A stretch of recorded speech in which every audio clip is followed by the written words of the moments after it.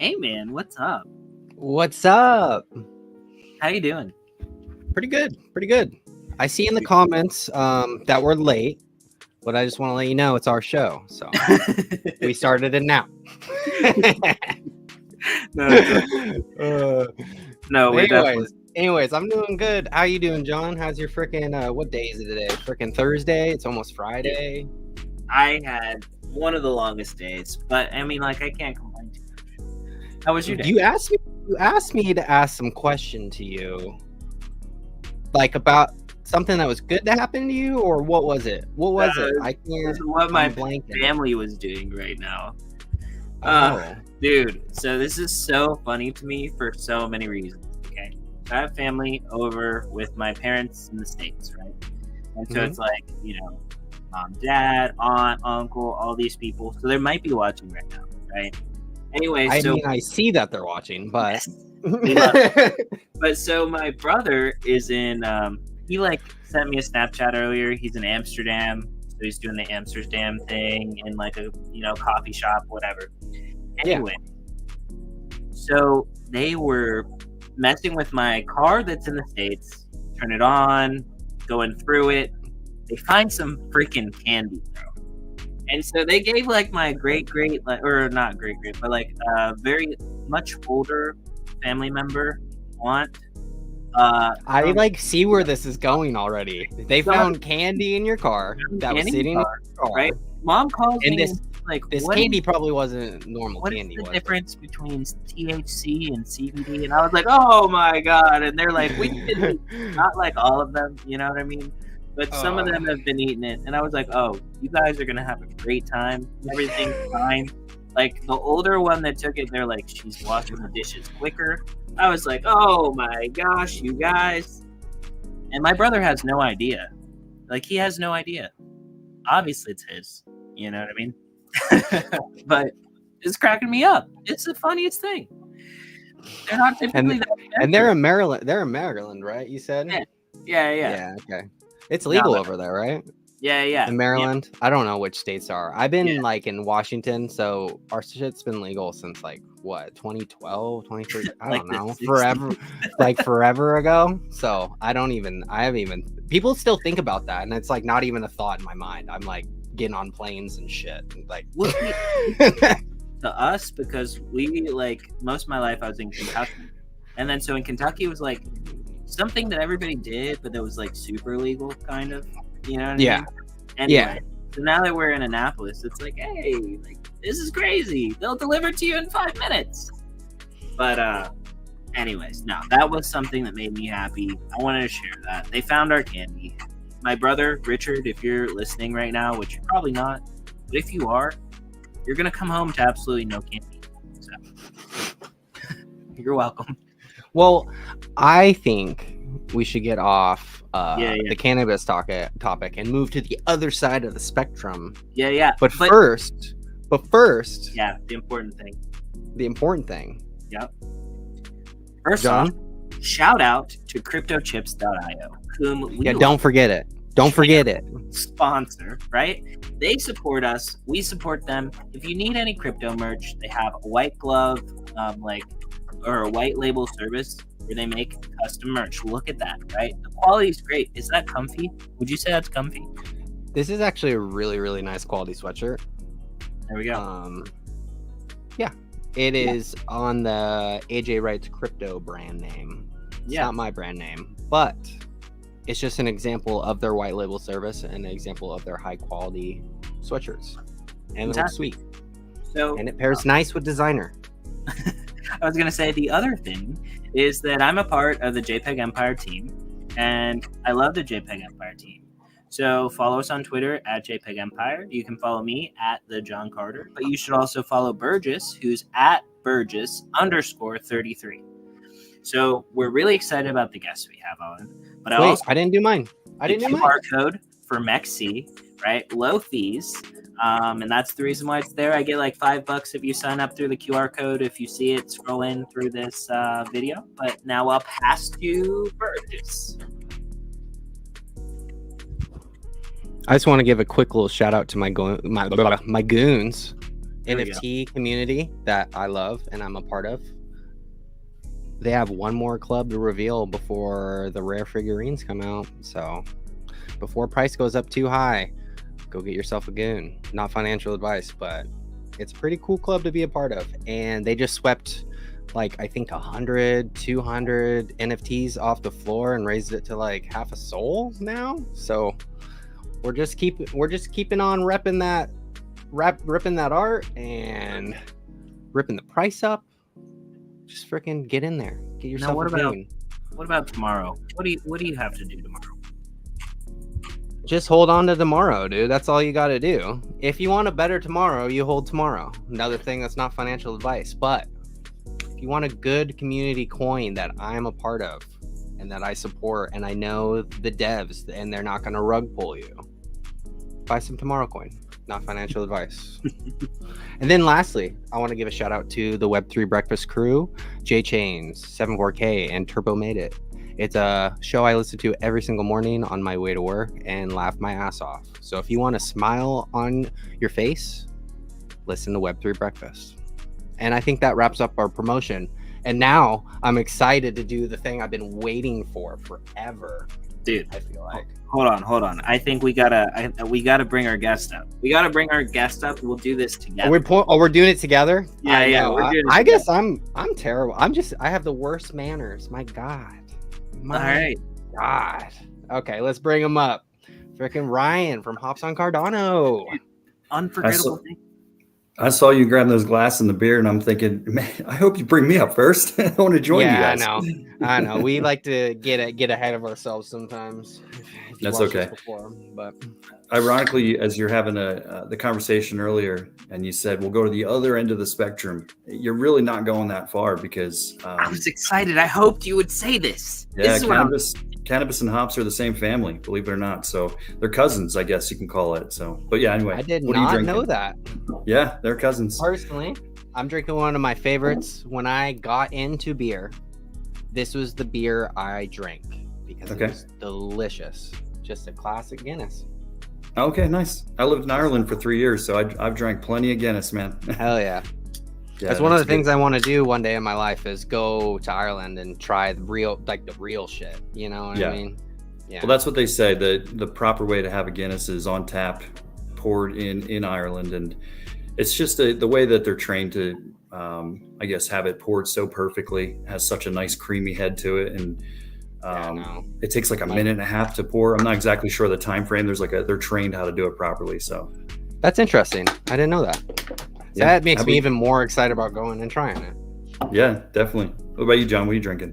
So I actually picked two different beers because I'm in Cayman Islands right now, and I didn't know they didn't have any of my go-tos. So this is called 345 Lager, and it's a pale golden session lager with a sweet malty aroma, light-bodied with low bitterness for a clean, crisp, refreshing finish. So I've never tried this, right? And it's the breweries in the Cayman Islands. Yes. Oh, nice. I don't know if I've ever had a beer from the Cayman Islands, so I can be honest. I used to keep track of every new beer I had back in the early 2010, 11, 12. I eventually it became a chore and I stopped. But every new craft beer I had a tick list, and I was over 5,000 beers at one point. Dang. So I was going to say, you got a notebook. Yeah, it's online. I can find it. It's in an old Google Sheet somewhere. The problem is it's totally out of date at this point. But that being said, it was heavily focused on the United States and probably a lot of Belgium as well. German, there's probably the most common three.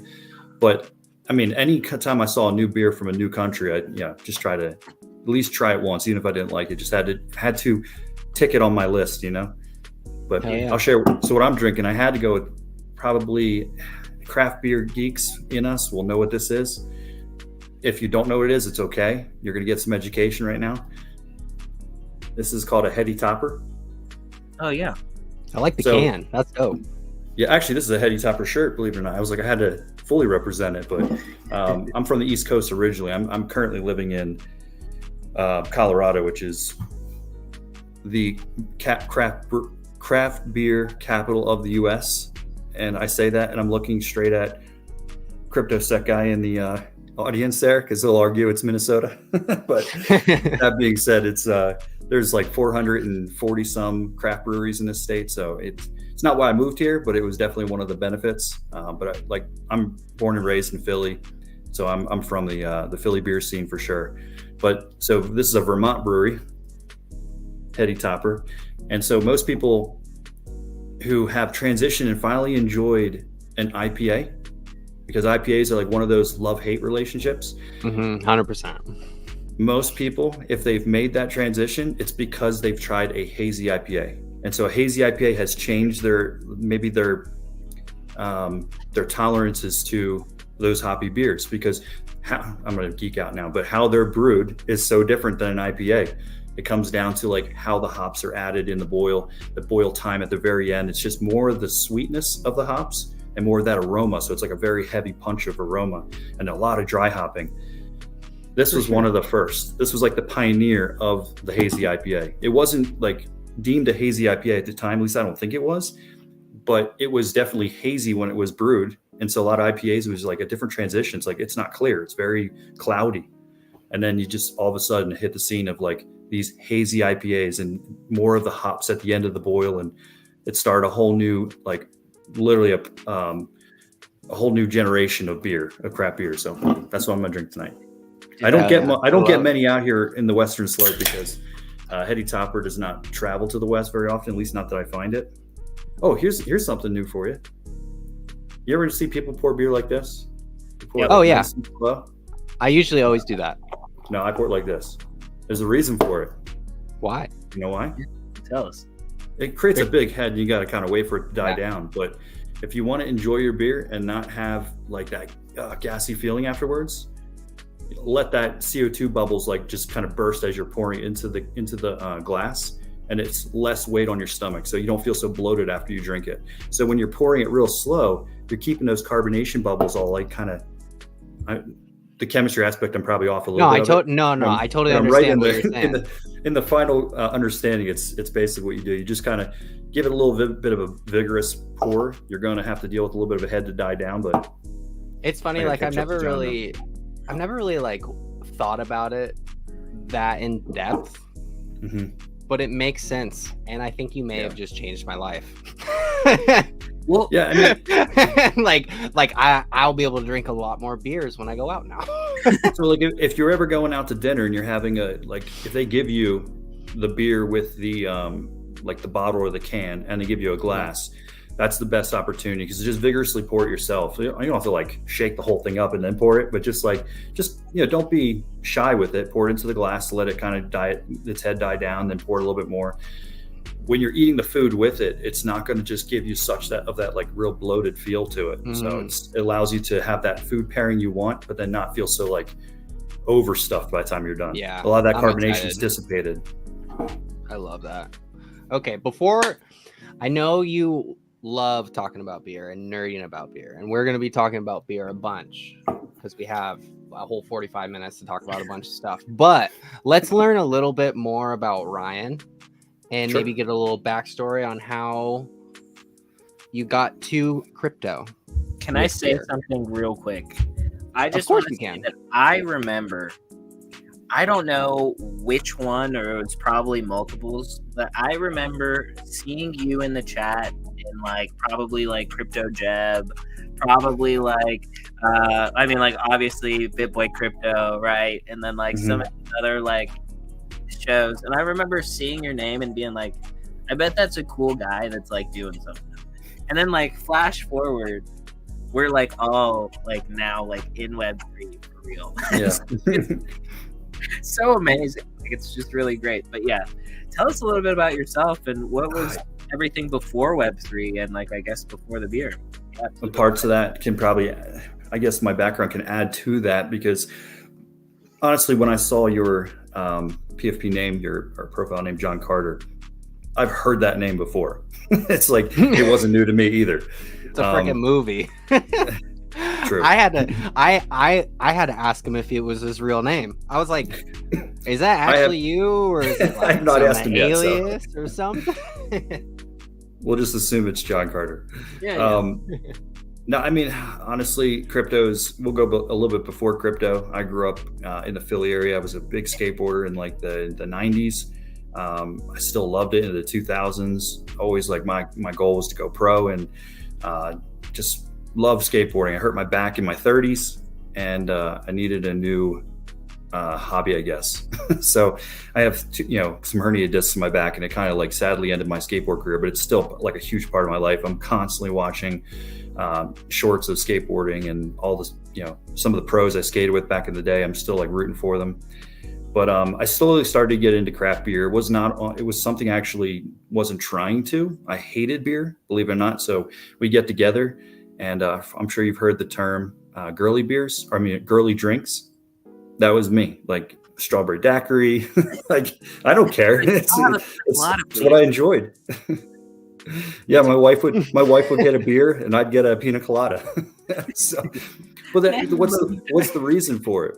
The reason is because I liked flavor. I liked something that tasted good, and so I never really cared for beer. I'd get together at like football games. All the brother-in-laws or friends would get together, watch the Eagles or the Phillies, the Sixers, whatever game we're watching, and they'd be drinking Yuengling Lager, or that's pretty much some common beer that we would drink, and I liked it for the social aspect, and that was it. I mean, nothing negative. I'm like a huge fan of Yuengling just because of like hometown, but like I'm not going to go and pick up a Yuengling Lager anymore because it's never been my thing.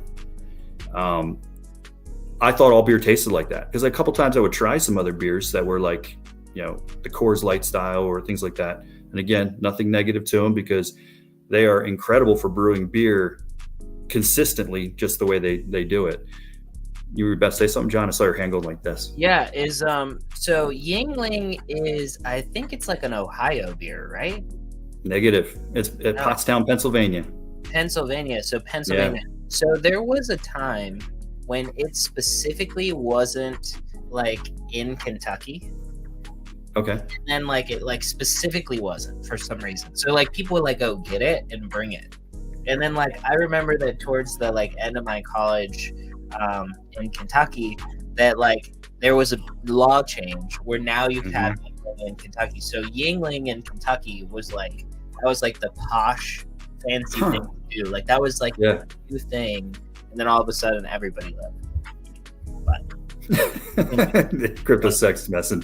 No, there's no doubt. There's breweries probably all over. Yuengling is the oldest brewery in America.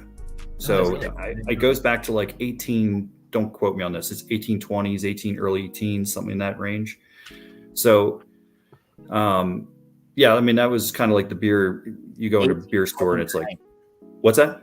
1829. Oh, I was in the range, 1829. So I mean, you said 1820. I mean, like, I would have never been anywhere. Yeah. And it just, it was a social thing. I would drink one or two at a football party, and then I would look see what else is, who's making some mixed drinks, who's making something with flavor that tastes good. And of course, as it got warmer, man, you just kind of finish it as quick as you could because you didn't want that beer to get warm because it just doesn't taste good when it warms up. And there's a reason for that, but we'll geek out about that another time. I wanted to share with everyone what Yuengling was, because to be honest, I had no idea what the hell you guys were talking about. I was thinking about when I was in Thailand and I saw some beer over there that was like named similar to what you guys are saying. And I was like, all right, I need to look it up. So this is what it is. Yeah, I've never seen this before. They have a wide variety of things. And this is the oldest brewery in America? Yeah, oldest brewery in America. Interesting. Technically, I always tell the story that what got me into beer was somebody introduced me a Belgian beer at a party. And I don't know if I've ever told CryptoSec this. He's on my team. I keep mentioning his name, but I don't know if I ever told him this. But it's not entirely true. There is something that actually caught my attention first, but I kind of ignored it. And that was that I got introduced to a Magic Hat number 9. And I say that because I know he likes that beer, or his wife likes that beer. And it did kind of open my eyes for a second. Like, this tastes different. Like, it doesn't taste like beer. And it was kind of intriguing to me, but like, I just kind of, whatever, it is what it is. I didn't really pay much attention to it. But I think what it did was it set the stage to like be accepting the next time somebody offered me a beer that was, hey, you got to try this. and it was a Belgian beer. And so somebody gave me a Belgian beer. I don't know what it was at this point, Belgian quad, Belgian double, whatever. And as I'm drinking it, it was like dates and raisins flavored. It was some candy sugar. Like, it was just some really interesting flavors, and it tasted really good. I really enjoyed it. Yeah, there goes my transition from girly drinks now to beer. But so like, I just went crazy, like trying to find more beer like that. And I just went, that was like 2008. And that kind of opened up my world, and I just went crazy with it, and was kind of bummed out not skateboarding much anymore. And I just kind of really dove into craft beer. And in 2010-ish, I started to brew beer. My wife got me for an anniversary a homebrew kit. And I was like, she wants me to stop spending money on beer. I get it. Start making your own. So was it one of those kitchen ones, like one that you do on your stove and stuff? Yeah, bless her. I love her. She got me this. It got me started though. It was like $100 kit. And I'm like, when I do a hobby, I go all in. Like, I get so, deep into it. I do all sorts of research. I'm like, I at this point, it's 2 years into my craft beer experience. I've now had so many varieties. I know what I like. I know what I want to, try to emulate when I brew. So I quickly turned that $100 kit into a $1,000 kit. I went out and bought from $3 kettles or 3-gallon kettles. I went out and got 15-gallon kettles so I can make proper size batches. And, it just turned into, more of a, okay, I'm going to go all in if I'm going to do it. Anyway, fast forward. So I've been brewing since 2010. Really enjoy doing it. But we'll cut away from the craft beer scene for a little while. About 2020, I started hearing about crypto. Actually, it was 2017 when I sold a business in Pennsylvania. And a good buddy of mine used to date my sister. He's like, don't just put that money in a bank account. Put it into Bitcoin. I was like, no. Like, who are you? You broke up with my sister. I'm not listening to you. God, speaking of Bitcoin, we're about to drop into the pits of hell. Yeah, I've been watching it. Hopefully, I'm hoping we are. I'm gonna buy some shit up. Yeah, I'm excited. calling for possibly low 50s, so that's what we're possibly looking at. So that's what I'm thinking, like 52 is it's the last area of where there's like a strong support resistance. I can see so 48. We'll probably catch. You could see 48, really. I can see it. I can see it, definitely a possibility of 48, 49, but yeah, like a yeah. I mean, if we're going to hit 48, 49, I think it'll be a probably. Look, Ezra just saying that Israel attacked Iran a little bit ago, and that could have something to do with it. Interesting. Yep. Yeah, that's probably a hair. Yep, a little bit. But that means the money printers are going to come back on. So if we're going into wartime, and the habit falls on 420, which, Mom, I saw you were watching. If you're still watching, happy birthday, because 420. 69 is my mom's birthday. Actually, are you serious? Seriously? You couldn't meet my better birthday. That's so awesome, dude. That's so awesome. It was always hilarious to me, but I'm glad that you guys born the same year as my father, 69. Yeah. 69. Oh man, I get my pop's old then. He's 50s, 50, 54, 6. My dad is the 40s. Okay. Yeah. You guys are. I feel like an old man, which obviously the gray and the beard is showing it off. So I'm in my 40s, but yeah. Well, I'm just a little bit, behind you. I'm just a little bit behind you, and I have to cut my hair because I didn't have any gray hairs, and then I got married, and I also got a daughter. Right. So I have more the kids, a wife.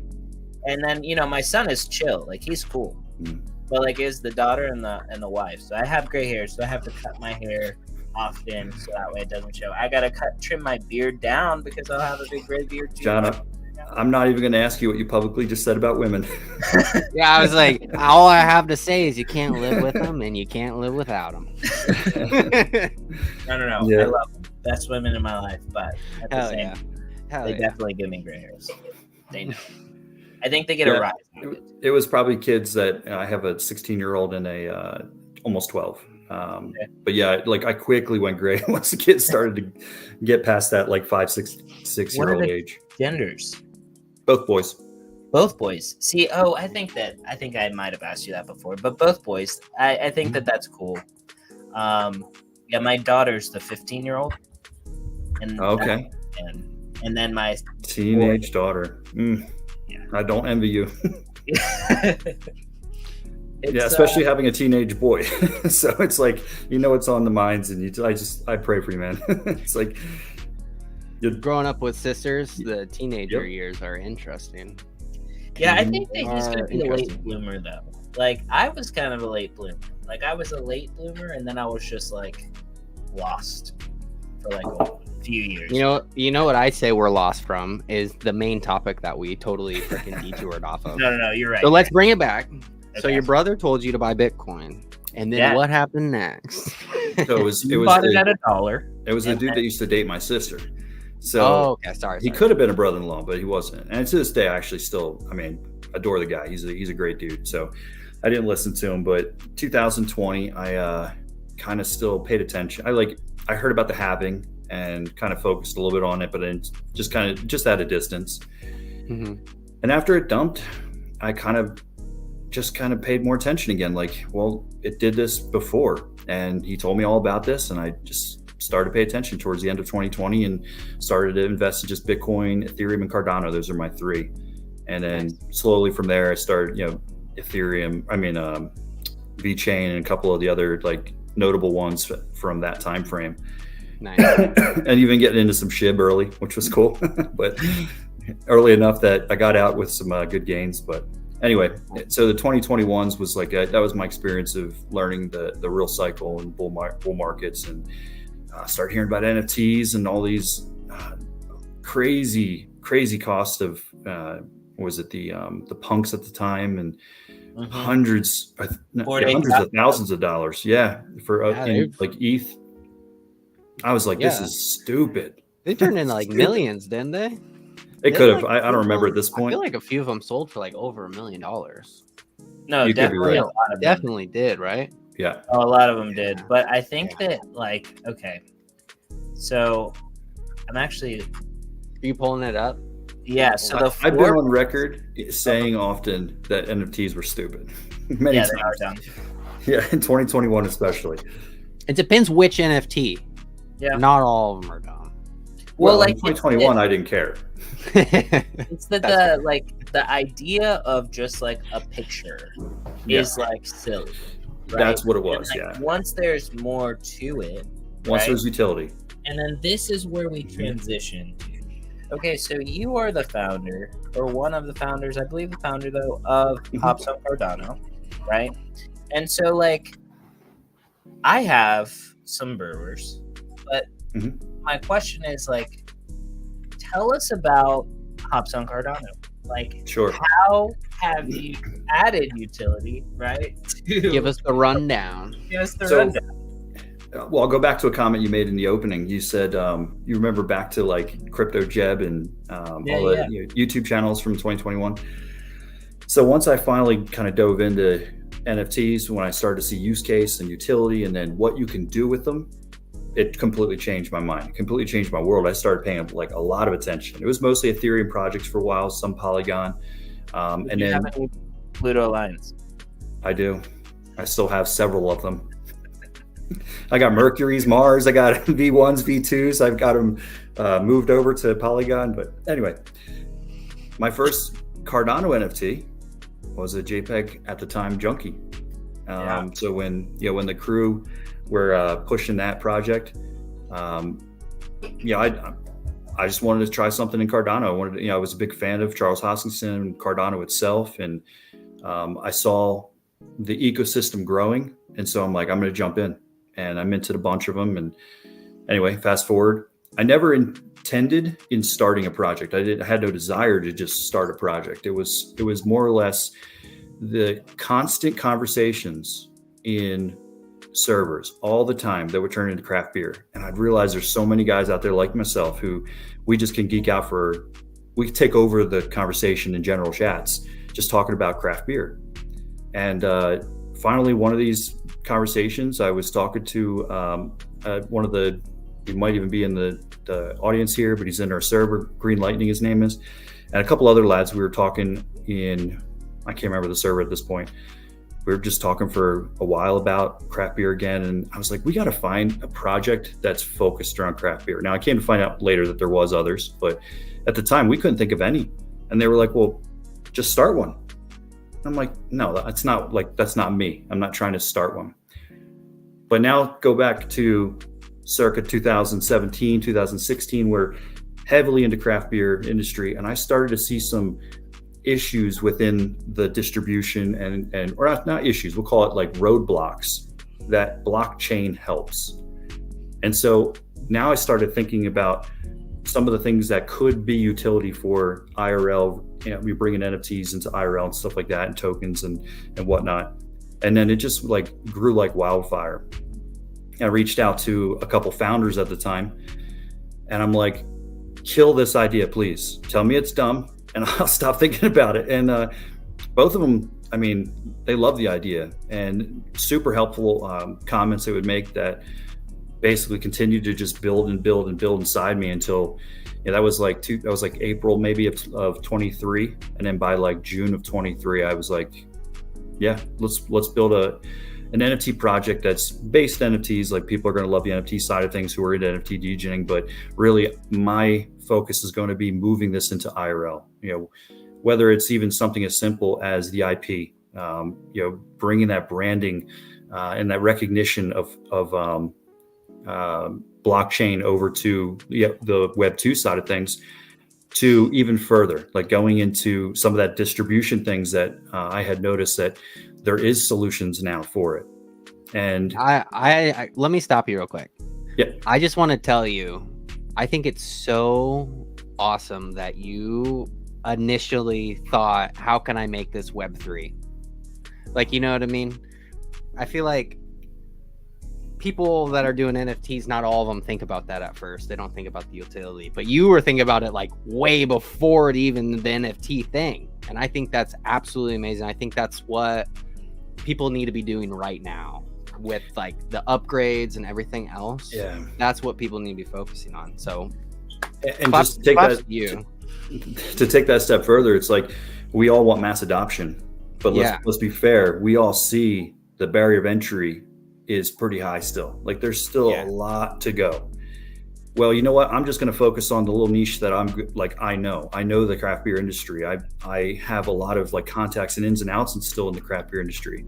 And so I'm just going to focus on this. This is going to be my, I'm going to have my personal stuff that I still, DJ and stuff into. But when it comes to my focus of my love for craft beer, my passion for it, that's where I'm going to focus.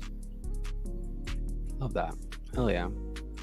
But anyway, fast forward, that was June. I guess July, I opened up the Twitter, and it's go time. And so I put a team together. Moose, you guys know Moose, and CryptoSec guy. I think he's in the crew right now. He's in the audience as well. He's on the core team, and we've been building since, I think I brought them in July or August. And there was another gentleman that we brought on the team as well. He stepped away for personal reasons, but he was very huge in the beginning, help us get started as well. So I got to give him his flowers.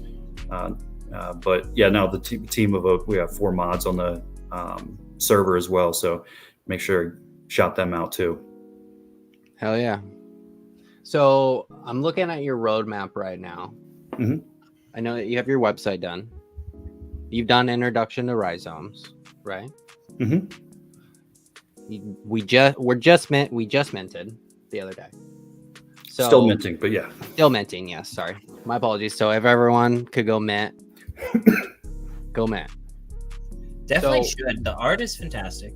No, the art's cool. I like it. I like the utility more than anything. You guys shouldn't even, like, the art's cool. If you're an art guy, go buy it for the art. But, like, the whole beer aspect of it all, the utility part, is very, very cool. So go buy it for that, first off. But I see. So where are we at right now? We're the Hops Lore video ish. So we're type area. We're at the mint still. So was it end of Q1? So we're basically just prolonging that for the moment because we're adjusting to and pivoting for the landscape of Cardano that we're in right now. Mm-hmm. We're not, there's no bills pending on Hops and Cardano. Everything's paid for. We're just building for the future at this point. So we're not in a rush at this point to just move on to the next phase. We got to focus on the mint right now. We're going to just be patient with it. And every new mint is just another goal closer.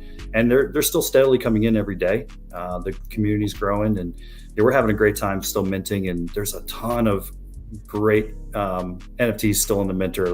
There's 7 one-of-ones still. There's the top class is a 20-year brewmaster, and there's still 18 of them in the minter. So there's 24 total, only 6 have been minted. There's a special trait there's only 20 of in the collection called a golden ticket, which is something that we're going to load that with utility for the life of hops as well. And there's, I think, 14 of them still in the minter as well. So we're focused on the mint for now, and then we're going to then move into some of this, the lore aspect that we've been talking about. We have 10 partners. We have partners with Beartooth Mountain Saloon, Inmates, Bank, Risk, Her Monsters. I hope I don't leave anybody out. Fermented Crypto, Ada Runners, Bees Hive, Muds, Whiskeys. I think that's 10. So all those projects, they're going to basically build breweries, part of our ecosystem. And they're not actually going to build it in IRL, but they're going to build it as far as like a lore aspect of our of what hops is. And they're going to be part of, if you haven't noticed, they're part of the NFTs now. So every one of those partner projects has partner traits in the collection. So of course, those communities are all going after them, and there's utility built in their ecosystems as well as our own for those traits. But they're going to build these, lore aspect breweries, and there's community members that are also doing the same thing alongside them. And so these breweries, they're creating a name of their brewery. They're creating their, basically their identity. What's their flagship beer? Where are they located? All kinds of stuff. And we're actually going to use some of those ideas as well into our second phase collection when we get there. So just kind of give a little shout out to what they're doing and build that into the NFT side, like being able to see like the brewery you built, even though when it's like I don't call it imaginary, but you know what I mean? It's part of the lore as part of the NFTs when they come out later. Sorry, I just saw CryptoSex comment. I lost my. That's his brewing company. Yeah, I love that. But so we're, like I said, just to kind of cut it short, that's where we're at now. We're at the mint. We're going to focus on getting through the mint, and then we have a lot of other focuses this year that we're going to be at Rare Evo. So we got an IRL beer that we're having brewed by a I won't say the name of the brewery yet, but an East Coast brewery. So in fact, one of those partners will end up being a collab beer with us. The artwork will kind of collab together, and we'll release that at Rare Evo. Sweet. Hell yeah. That's awesome. Yeah, Desert's going to be there, and he's going to drink one for me, because I don't think that I would. Drink one for me too, please. Maybe you can pick one up for you guys and send it back to you. Yeah, that would be yeah. Although I don't know how that works international, so you'll have to figure that one out. Maybe save it for you when you're back stateside. Send it to my parents, and then as long as I don't drink it like they ate our candy, Yeah. So for what I'm kind of getting at is, so a lot of the different lines of beers are going to be themed after NFT projects, basically, that are in collaboration with you in the future. Is that what you're doing a little bit, or? No. So the craft beer side of things is like when it comes to the IP rights and stuff like that, like we're going to be focused on really pushing the branding of hops, and really what the point of that is just getting blockchain as well to be really recognizable from the Web 2 side of things, and really bridging that gap between Web 2 and Web 3. But that's not the main focus of hops. And so that's just a extracurricular thing that I want to do. And at the first few are probably going to be on my dime, and I'm completely okay with that. And then once we get to that point where, hops can stand on its own, have its own branding, and these collaborations are like a welcome thing, that's going to be a great day. Because one thing that's really cool about craft beer, in case you don't know this, is the craft beer scene is so much like the NFT side, or the NFT scene. Like when a new beer comes out, like a good brewery is out there, and they have this new up and coming beer, they've been talking about it for ages, people FOMO into it. Like they literally will go stand in line. They will travel across the country to be one of the few that gets the 2 bottles that they might have allocated to them in a release. And so, the collaboration aspect then comes into play too, because breweries are collabing with each other all the time. There's very little toxicity in the craft beer industry. A lot of them try to support each other. And that's what you're seeing right now in Cardano. You're seeing so many projects it's not about just my project or versus another craft beer project. It's how can we support each other? How can we all build together? And even if we're not craft beer, like John and I have been talking about maybe doing something together. I'll just keep it at that. But like, all these other projects we're working with, like Bank and Risk, like how can we all support each other? And so that collaboration idea is going to come. And that's, I'm excited for the day that happens. But the focus of a lot of the things that we're doing is going to be more on an app that we're going to be building that has a real penetration into the distribution side of things. And I've kept a lot back on it because it's kind of a first to market idea. And so because this blockchain thing has not been really pushed into craft beer, but now the angle of seeing what blockchain can do, tokenizing, things like that, tokenization, I should say, there's a lot that can help when it comes to, moving that blockchain side of things into craft beer. But ultimately, in case you guys didn't know this, I'm eventually going to be starting a hop farm. And that's what I'm really excited about too, because as much as I love to brew, I am obsessed with the hop plant. Like I've enjoyed all the different hops I've brewed with over the years, but there is a shortage of hops. Just like every year it gets worse and worse. And so one of the things I can do is just my little part of adding hops back to the ecosystem is producing hop farms. And so everyone who's a part of hops is going to go along for the ride of that as well. So I have a question about that. Okay. So like if there's a shortage of hops, right? And every year there's a shortage, like this makes me think like, do people, or is it like done like in practice? Are there like hydro hops farms, like hydroponic hops farms, like indoor, like super, like, you know what I'm saying? Like, where's that something that happens? Because I mean, it's similar, right? It's possible. I've never heard of it, but you could probably do very unique, like, you know what I mean? Like you're taking some of the key ingredients away. Though you're taking away sunlight, and they need a lot of sunlight, and they need and they need a lot of height too. So they grow 24, 26 feet tall. Yeah, so, I was gonna ask you. Because like when you're comparing them to like the cannabis plant is like very temperamental and actually a very, very hard plant to grow, and you need to have it at the right proper conditions. Is a hop plant similar to that? Exactly. Or it is similar to that? Yeah. If you look at, it's a root plant, so if you look at, I want to say you can Google it. It's a map that shows you like where the most common places that hops are grown in the world. It's like a band. It's a band across the U.S. because of, well, not just the U.S., there's other countries as well, but they thrive in certain atmospheres. And so like where I live right now is part of that band. That band is like massive in Washington. I think you said you're in Washington. Yeah. Eastern Washington has some of the best wow. I just almost said architectural. You did. Agricultural land in the U.S. Like all your apples pretty much come from Washington State. A lot of the hops are produced in Washington State. Yes. Yeah. So hops is alcohol and wine industry right now in Washington is booming. I believe it. Yeah. Yeah.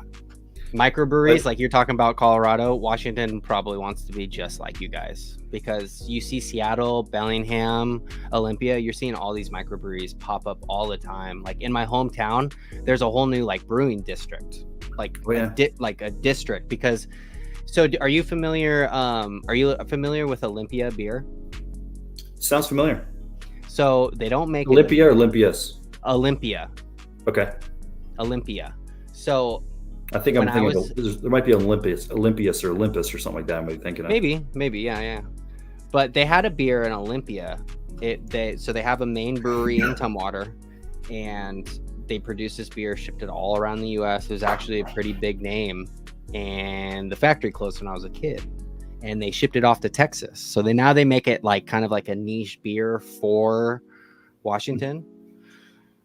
But it's like the slogan of Olympia Beer is it's the water. That's what makes the beer good.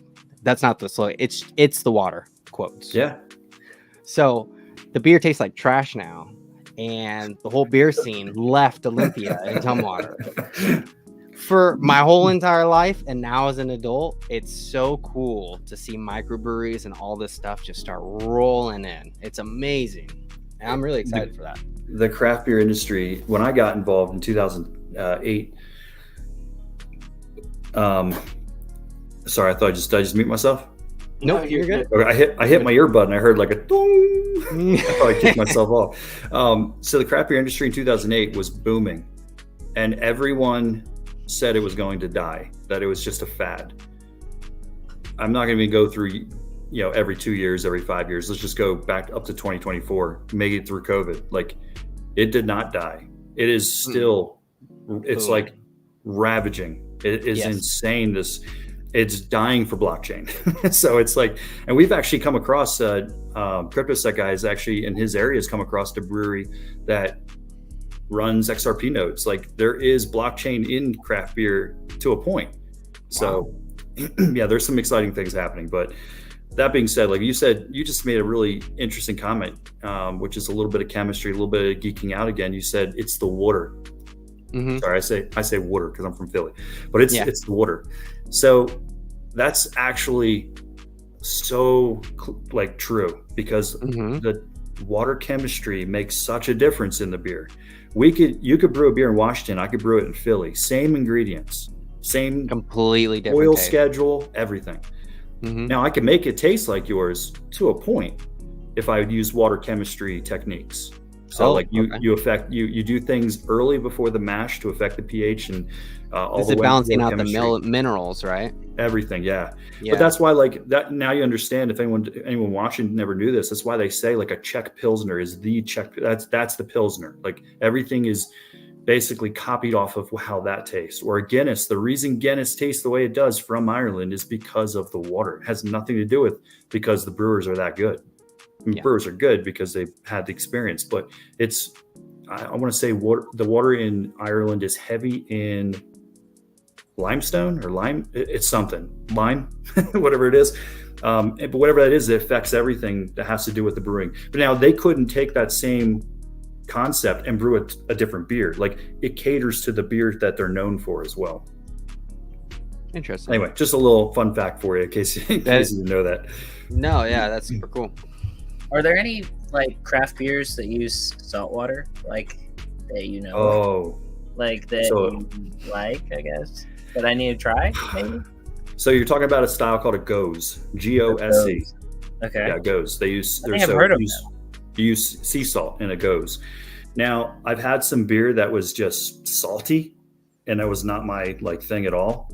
Yeah. But then there's like Goses that are just like lightly tinged with sea salt, because salt in a proper amount it's an enhancer. It's a flavor enhancer. So if you use it to a proper degree, you don't even notice the salt. You might catch it a tiny bit, and that's the perfect amount. It just exists. A lot of those are sour beers. So a lot of the Goses that you find that are done well are typically tart. They're like a sour Gose. That's actually my favorite kind of brew at this point. Amen. It used to be a sour hazy tart. IPA, but like Sour I beer. said, like I agreed with you before, I'm the guy ordering the thing with sparkles on it. So sour beer is delicious to me. So let me introduce you to a beer, because I had this ready in case sour beer came up. Have you ever seen that? I've seen that label before, I swear. Okay, so if you have this in your local store, that is my favorite style of beer. So it goes down the realm of a sour beer, but most Americans who are just kind of getting their feet wet in craft beer and they've had sour beer, they're having American sour beer. We call American wild ales. The reason they taste the way they do is because they actually have this live yeast in it that Lactobacillus, Pediococcus, Brettanomyces. What they do is that specific style of yeast actually makes the beer go tart. The way it has the reaction with the ingredients. So they're very effervescent, like very high carbonated. A lot of them use a lot of fruits and stuff, but they're refreshing too. The oldest style beer in the world is sour beer. Mm. So like the reason beer isn't sour when we drink it is because it's not meant to be sour, is because of proper keeping contamination out. So they're keeping things very, very clean. All their equipment's clean, everything. You go back thousands of years, they didn't have that kind of thing. There was no quality control. So all beer went sour. So I would sound like a great time to live. Yeah. So Alambic is one of the oldest styles of beer. It's it's a very traditional old style. It's brewed mainly, if it's Alambic, it should be brewed in Belgium, just like, bourbon should be from, was it Kentucky, certain parts of the US. Scotch should be from Scotland. So like Lambic should be from Belgium. And it's just very, very high carbonated. It's very tart. It's funky. So it's, if you had some funky cheeses, you kind of understand what funky means. Mm-hmm. But yes, that bottle is called a Dre Fontaine. So it's a very tart beer. It's delicious. I could drink it every day of my life. In fact, my Belgian trip was probably the highlight of my life when it comes to my craft beer experience. So, all right, I'm geeking out. I told you guys, you got to stop me. It's all good. No, you're good. You know what? I'm about to put a roadblock in it all because I noticed something, because you were talking about salt, and I'm a food geek, and we have 2 questions that we haven't asked it yet. That's crazy. That comes on the show, and we usually started out like towards the beginning, but now that we it's funny, and maybe it's the alcohol thing. I didn't smoke weed like I usually do today, and I drank beer. So I think my brain is just super ADHD today. So here's the second one either. K Brew. Oh, you can't see it. K Brew. Yeah, pull it. What? K Brew. This is another beer. This is another Cayman beer from the same company, but different. Another lager. Nice. Nice. Enjoy it, man. Like as they say, cheers. Cheers. I'll ask the first question. I asked this question because John is a huge movie buff, and he will judge the shit out of you. Yeah, but so answer not correctly. Actually. Not actually. I just like to mess with people. I do like movies too, man. But it's very simple. What is your favorite movie? Inception. And if it's not just Inception. Wow, it's quick. I didn't even have to think about it. If you look at my collection, there's an Inception trait. So it's like I do this all the time. Like I have my top 5, like I guess favorite movies. Like I genre matters sometimes. If I just need a movie to sit down and watch because I don't want to think, and it's like my favorite movie to watch, it would be like Tommy Boy. But like when I just want to watch like a great movie, it's usually like Inception is one of my favorites. Just the way how in depth it is, and if you can tell, there's a lot of movie traits in like a lot of Marvel stuff, a lot of like a lot of things that people like Step Brothers, like you have to kind of look for some of them, but a lot of it's just because of my love for movies. You love that. Yeah, that's awesome. So what's yours? Oh geez. I mean, like I have a whole bunch, right? I have a whole bunch, but I feel like my go-tos, I mean, like, and I won't watch the whole thing again, right? Because I've watched it so many times. But probably, honestly, like Godfather or like the American Gangster type deal. Because I just love the like old school, like respect me, or like you're gonna find out. Like I love that like machismo, like mafia, like it's like really like cool, but like gangster, but at the same time it's like everybody knows but nobody talks about it. And that's why everyone has their like the category. No, it's not the right term. What do you call that? The niche, the style of movie. What's that term? Genre. There we go. That's why everyone has their genre. So I'm not like a gangster style movies. I've seen like the classics. Yeah. Don't get me wrong, but like when you start going into the deeper ones, a lot of the same actors are in them. The Italian mobsters, like that kind of stuff. Like I haven't seen them all. Yeah. Like I've never seen Goodfellas. Yeah. Well, I mean, that was one I didn't care for as much. It wasn't as like nice. It wasn't like as romantic. You know what I mean? Yeah. As like I feel like some of the other ones are. Like Scarface. You know what I mean? Yeah. Like he's got that romantic ending. It's like he wanted to be the guy, and he became the guy. And so like that's an example of something that was so classic you kind of had to see it. But when it comes to like even horror films, I'm not a horror film guy. Like there's probably very, very few I've ever seen. It's just not my genre. But like, I mean, we have conversations in voice chat in Hops all the time. And typically most movies I've seen, and we just probably seen them enough times where I'm quoting half the lines, but we could have a conversation sometime about some movies. But I love it. All right, so then the last question, real quick, because you want to get out of here exactly an hour. We're almost there. So, if you were able to go anywhere and eat anything, and order any food, where are you gonna go, right, for your main meal, and then also like, what are you having for dessert? You can go somewhere different for dessert too. That's an interesting question. So, like, the answer came pretty quick, but first I'll say why I probably led to this. I have had the opportunity to travel quite a bit, which has been a privilege. Like, just living in Ireland, you jump on a Ryanair flight and it's like an hour to a lot of European countries. So I've had the chance to go to a lot of European countries. So I wouldn't go with those cuisines because I've had them. You know what I mean? Like, my wife's Italian. We've been to Italy 3 times, and my sister was just married in Italy 2 years ago. And we went up and down the coast, and I like Italian, but that being said, I love Asian food. I'm a huge fan of Asian food, and my brother-in-law's Korean, and so I've been to some Korean barbecue, and I couldn't tell you between all the Asians because I love them all: Thai, Vietnamese, Chinese, Japanese, sushi, like all of it. So, like, I would say it would have to be in the Asian category, and I'd be quite happy. I literally could probably have ramen from like a really good ramen place. I'd love it. So delicious. As far as dessert though, I'm not a fan of most Asian desserts. It's like slices of oranges or something. It's not like, it's usually not that in depth.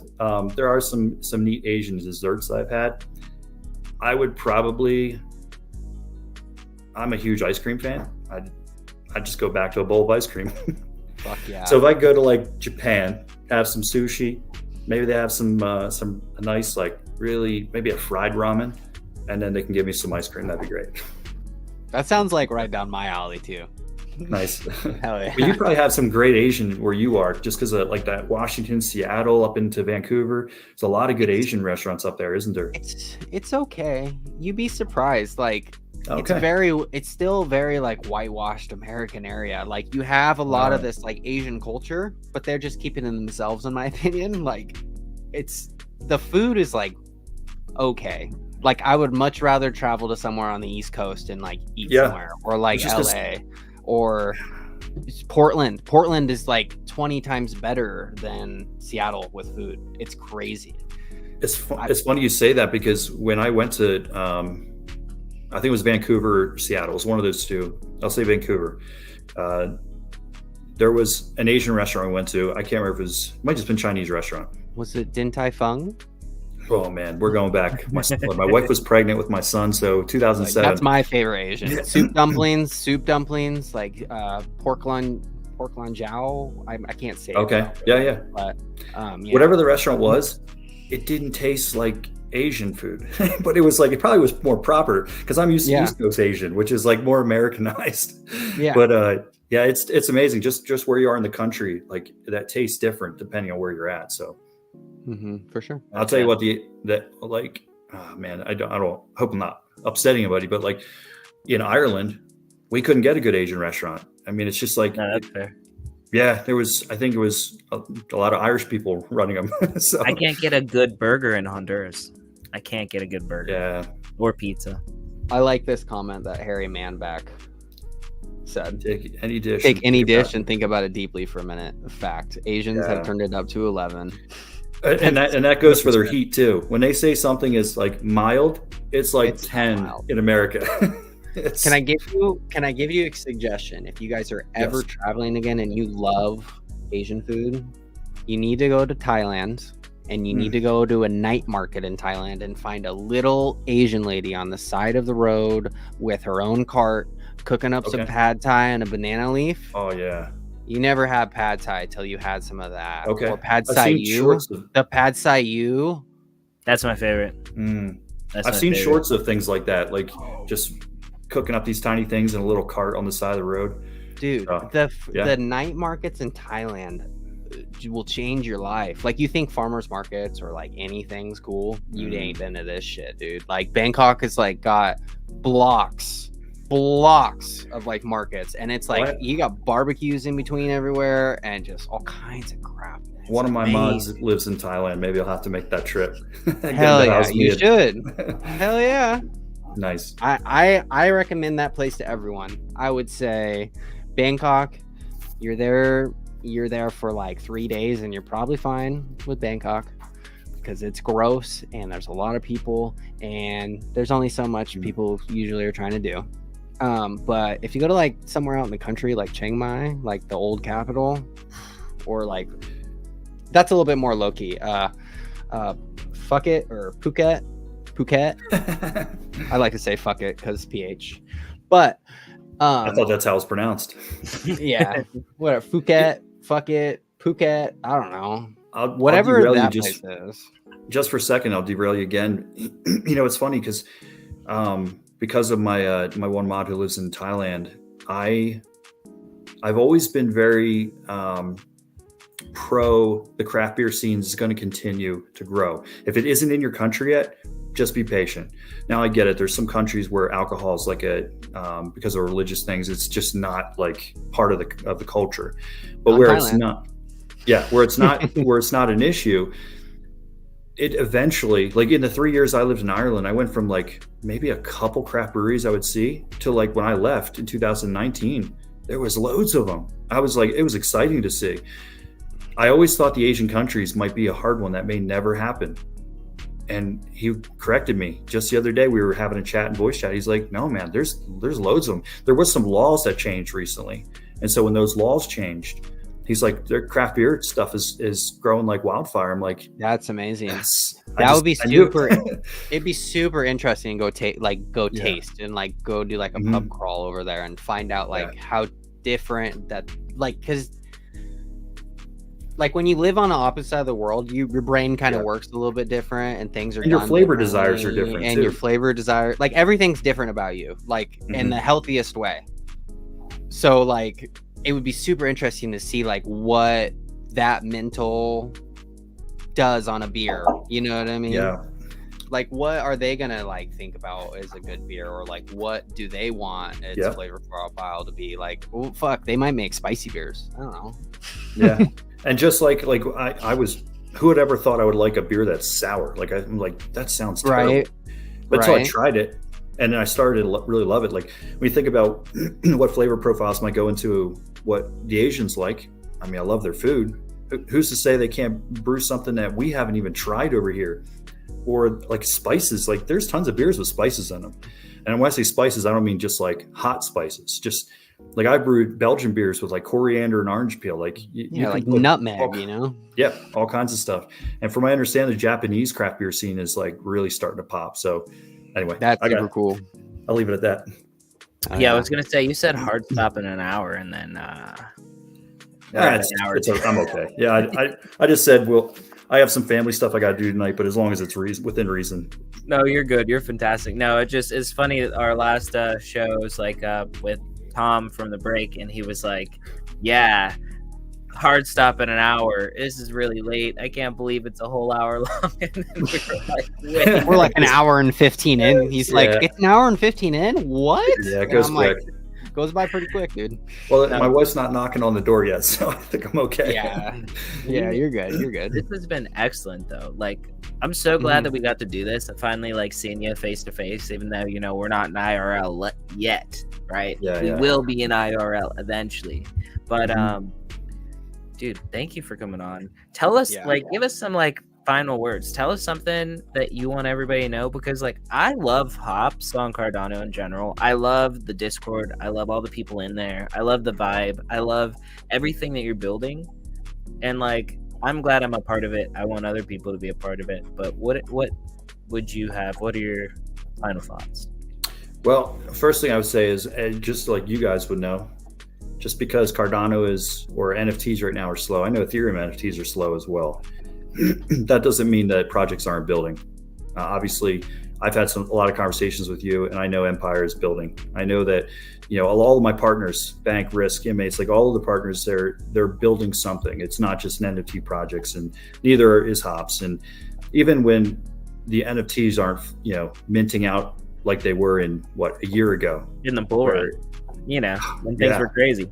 If you didn't mint out in like within 5 minutes of public, you felt like a failure. JPEG Junkies was like over a weekend, 6,000. Yeah. It's just a different landscape right now. Just be patient. Projects are gonna, if they're continuing to build, that's what you want to pay attention to. Right now, we're doing a couple things that just provide a little excitement, a little spice. Like so, one of our team members, he minted one of the 101s, but we made a pact before the mint that if that was to happen, we wouldn't keep it. We don't want anyone to think that we kind of rigged the minter, so it went back into the treasury. And we just put it back up for a giveaway. So nice. From now until the end of the month, anyone who mints a brewer and just posts that transaction ID in our server, or I think there's a Twitter, I think our pinned tweet also has it. Just post that transaction ID. I'll put you on a list, and every mint is an entry.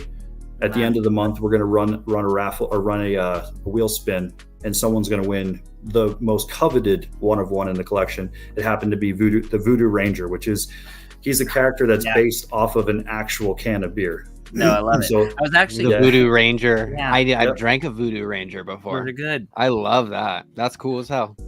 I try to win that one. Simultaneously, we've been giving away a one of one since the beginning of the mint. So once we get to the finale of our mint, anyone that has multiples of 6 mints, so if you have 12, that's 2 entries. If you have 18, that's 3 entries. We're also going to give away the Stone Cold Steve Austin one of one. So we had to use that as a one of one. That was one of the first ideas we had when it comes to like iconic craft beer or just beer in general. So 2 of the most popular one of ones are going to be given away through the mint. One of them at the end of this month, and then Stone Cold when the mint's done. That's exciting. Other than that, like if you're going to be able to get to Rare Evo, like we look forward to seeing you because we're going to be in an awesome spot right between, I think JPEG Store is to our one side and then Bank and Risk are to our other. I think sick. Ape Society is like right down they're right on the catacorny to us. So we're looking forward to bringing that IRL beer that we're having brewed, that nice collab beer we'll have with one of our partner projects, as well as the IRL brewery. How that will be distributed, we'll keep that quiet for now because we got to obey the rules of the convention center. But we're looking for an after party that's going to be pretty fun. So we'll get a couple projects together to do that. And just like JPEG Junkies, you guys do a lot of fun poker games. We're doing weekly poker games as well. Moose runs those poker games. And so jump in the server if you like to play poker. We give away prizes every day or every time we have, I think it's Saturdays when we play poker. Tends to be a good time. And if you're a holder, the prize is way better. So if you're mint an 85 ADA brewer and just hold it in your wallet, your first place, if you have first place prize, second place, I think third place are the 3 that we give away for. You'll get more of a reward when you win. So, but yeah, come check us out. Come have fun with us. And we're always in there talking craft beer. We talk about other things too. I will say one more thing, because I realize, and we all, everyone on the team realizes that we also have a lot of people that are not into beer at all. And in fact, a lot of people are sober living. And I would never want to push something that would kind of bring someone back to that. Someone that's worked so hard to get away from drinking. And if it is a problem, then listen, we completely respect that. Moose, who's on our team, is 5 years sober. So that goes to show you that we are never going to be a project that's about over drinking. My passion is about just the craft beer itself, like what goes into making beer, all the different styles out there, the industry itself, the camaraderie that the industry has. And so we're never going to push like over drinking or being irresponsible with beer. And so, or drinking in general. We have a section of our server that if you let us know that you want to be part of it, I don't know if I can say the name of it because I think it's private. It's private just to these individuals, so that it's a nice section that's kind of excluded from the rest, and it's a nice place for support. So you can still be part of the community, be part of the NFTs, be part of the future of what Hops is building. We, I don't know if I told you guys, but Hops is not only a registered business here in Colorado, but we're also registered in Costa Rica. So the NFT sides of things, the crypto side is Costa Rica, but then what we're building in the States has to be US stateside. So we're our LLC, Rhizome Ventures, is out of Colorado. So if you want to be part of that, but just don't want to be kind of like inundated with all the pub chat stuff, just join that other part of the server and jump in voice chat with us. We're always talking about like what's going on in our daily lives, talking about our friends and family. We'll talk a little craft beer, we'll talk crypto, but our voice chat is always live. So That's yeah, come amazing. check it out. Nice. Love I love that. John's been in there a few times. No, I'm definitely going to be there. I'm going to stay there. Lately, I've just been going crazy in my whole life, in my own life, right? But I Tell me about it, dude. I keep getting Seji, right? Every time that there's a Hops one, he'll like send me the link because he knows I love him. I'm always in the Degenerates ones. I'm always in ours. I'm always in Womp Crew over in Algorand. I love him. I love my poker games, man. But thank you so much for joining us. This has been fantastic. So this is our show, Lou Creativity, right? And I want to have you or Moose on again, but on the JPEG Empire stream. So that way we can do this whole thing all over again. So I appreciate you so much. And thank you guys. Man. Yeah, thank you guys. It was a blast. It's been so good. We're going to have to do it again. We're going to have to follow up in the future. Yeah, we will. Well, I like, me and John have talked with like a lot of other founders and kind of reiterated the fact that when you have more stuff to talk about, we would love to have you come back and talk more about it. So feel free to hit us up. And if not, we'll hit you up. Sounds great. Appreciate it, guys. No problem. Yeah, man. Thank you for joining us. We'll see you Thank next you time. so much. All right. Sorry. That was me that time. Dude, you can't even That was get mad at me. You can't even get mad at me again. I never got mad at you ever. I just said, we're silly, dude. But this was such a great show. We love Hops on Cardano. If you haven't minted one, this is not financial advice. This is all about artistic tastes. We love the art. You should love the art. I think the art is valuable to me intrinsically. Therefore, go to Hops on Cardano and mint a brewer. I'm going to tell you to mint it for the opposite reason, because I think the IRL stuff is even cooler. So you have this huge, you have this huge freaking spectrum of things on why you need to go mint Hops on Cardano. So go do it and stop wasting your time. Yeah. Cut to the end. Okay, guys. Thank you all. Thank you, everybody, for joining us tonight. This was a fantastic show. We hope to see you again on Tuesday at 7 p.m. Pacific Standard Time and on Thursday at 7 p.m. Pacific Standard Time. We're going to be talking to all kinds of great people. And I believe... What are we talking about next week, John? Dude, that's a good question. I'll pull it up. I have it right here. Okay, fantastic. Right here. We have we have one guy for sure booked. I think the other guy got moved. We have a cool ass guest on Tuesday. We actually have a rapper that's going to be on. Yeah, a crypto rapper. A crypto rapper. And man, absolutely. It will be a crypto rapper that raps a lot about Algorand. Yes. There's your and hint. And there's your hint. So if you know who it is, go give us a little shout out and let us know. Yeah. Tell us who it is. Tell us who it is on the video. Tell us who is. Yeah. John, did you ever give away that giveaway that we did the other day? No, but I'm gonna do it right now tonight. Okay. I decided. I was thinking about next that the other day. Because next week we'll also be doing another giveaway for crypto chips. So Absolutely. Next Tuesday, if you're wanting to win some stuff, tune in and you'll have a chance to win some free stuff. Yeah. You might win something like that. Or Cavelli. something like that. No. I'll tell you, it's not going to be Drizzy Drake this time, but next time around, perhaps. Oh, goons. All right. Thank you guys for joining us. We're out. Peace. We love you guys.